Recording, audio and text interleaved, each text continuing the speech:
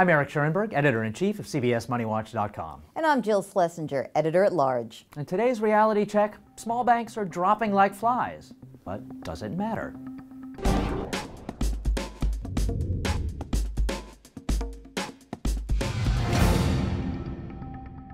Small banks are kind of going through the second wave of bank failures. The first time at the beginning of the crisis, we saw toxic securities take down some of the big banks, or threaten to.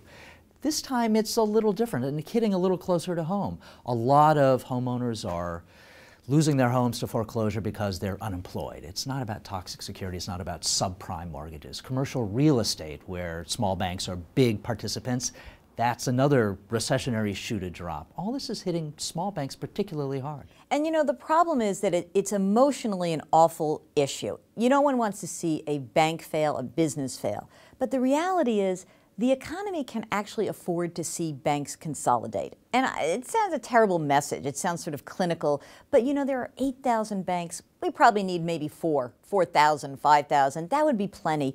And that means that there are going to be some that go away. I think the impact is really more psychological than any lasting impact economically. That's right. I think the economy can take it. But it is a tragedy when any small business goes under.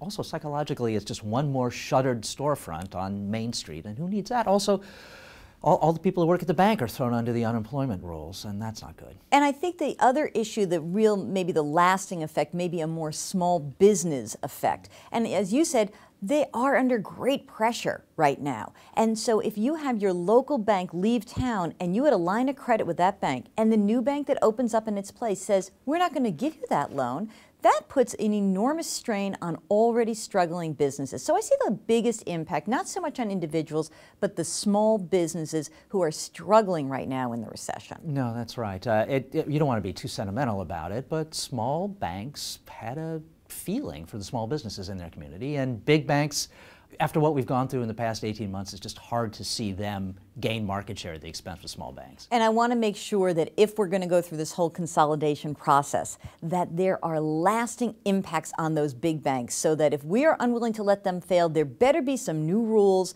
some regulatory oversight, so they don't push us to the precipice again. You tell Barney Frank that, will you? That's right, and you tell the bankers. Absolutely. Enough of that. Absolutely. And that's your reality check.